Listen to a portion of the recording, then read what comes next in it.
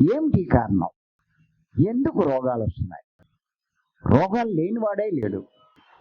మరి ఏమిటి కారణము అంటే, ముఖ్యంగా మానవులకు రోగాలు రావడానికి 3 కారణాలు ఉన్నాయి. ఈ 3 కారణాల వల్లే ఎవరికైనా ఈ రోగాలు వస్తున్నాయి. ఈ 3 కారణాల్లో ఏదో ఒకటి ఉంటుంది. ఏమిటి ఆ 3 కారణాలు?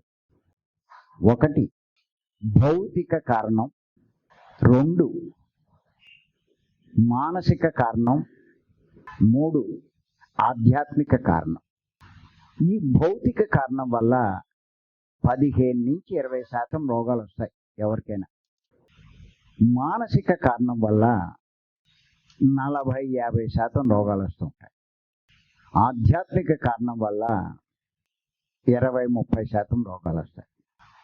ఓ 5% అటు ఇటు ఉండొచ్చు.